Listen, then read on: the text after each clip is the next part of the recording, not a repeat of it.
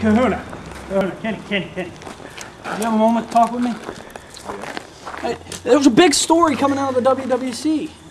Jeremiah Young has stepped down. Yep. Who are you endorsing? Who am I endorsing? Seems fitting. It does seem fitting. You know, I've dealt with a lot of people, and tonight, Will Profit was a general manager. I'm not sure how I feel about that. As far as who I endorse, in this business, sometimes the people that you can trust the most, power can corrupt all. Absolutely. It does corrupt all. And you never know who to trust. Right now, I really don't know who would be the person to take that spot. I thought Jeremiah did a great job. I thought people took advantage of him. He loved this business. I'm sure he still will. But I think the stress got to him. And I'm just not sure who can fill that shoes and do the job right. You know, do the job for the business and this company and not do it for themselves. So I don't know. I would like to move more on you. You returned tonight. And you know, the fans were behind you. You knew they would be. But talk about your injury. What took you out of wrestling? Well, the main thing that took me out of wrestling was not one in particular thing. There was an explanation point to it. Apparently, it was the wear and tear over a certain few events, and it's like sharks to blood in the water. Once every single opponent sings how I was the World Heavyweight Champion, knew I had an injury, just a little one, to my ribs. Everybody I stepped in the ring with went for it. Everybody. They started working my ribs, and then one fateful night when I was facing Gangert, he took liberties, injured me a lot worse. And then when I had to defend my title against Ben Chimera, he took his liberties before the match with a chair, and it's history. Broke my ribs, internal bleeding. All right, so you said that as you were champion, your ribs were hurt, and people were gunning for your ribs, which is the nature of the sport. Yeah. I have to ask, do you hold them personal? Is that personal to you? There's a lot of things I hold personal.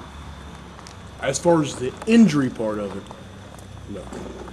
Because I know, as though I like to do things the right way, if somebody had a weakness and I was vying for the most prestigious title there is, the WWC Heavyweight Championship, if you're not in this for that title, then you need to walk out the door. I do not blame them, and I'm not mad for that as far as the injury goes. I'm not sore about that at all. And one last question. Tonight you had a promo. You said you did the right thing. Yeah. Explain, please. Explain. I am dying to know. What do you mean? Well, a lot of people get it without explanation. You know, when I did the right thing, whether it was defending my title when I was hurt, defending my title at all, taking on all challengers, it did not matter to me what your name was, what kind of tights you wore, what color hair you had, or how long you've been in this business. As long as you were hardworking, as long as you had the heart and the drive, I would defend my title against anyone. Anyone. And I did. I did, and that was taking liberty. There was liberties taken upon me that cost me my heavyweight championship. Now, that's nobody's fault but my own, because I did the right thing. That's something that I've learned, and it seems it's a continuing factor. I keep doing the right thing. And every time I do the right thing, I get the short end of the stick. Terry, I keep getting the short end of the stick every time I do the right thing. So I've been looking at that, and I've been thinking on that about always doing the right thing. So, but that's not your question, I know. But as far as somebody else not doing the right thing, it's when you have a heavyweight champion. When you have a heavyweight champion, Terry, holding the crown, the thing that's supposed to mean the most, it's not about what someone said or what someone did. It's about that championship. And that has been lost. That is lost in the shuffle. And that's what it's all about. And when you got somebody who is willing to take somebody's career, endanger their livelihood,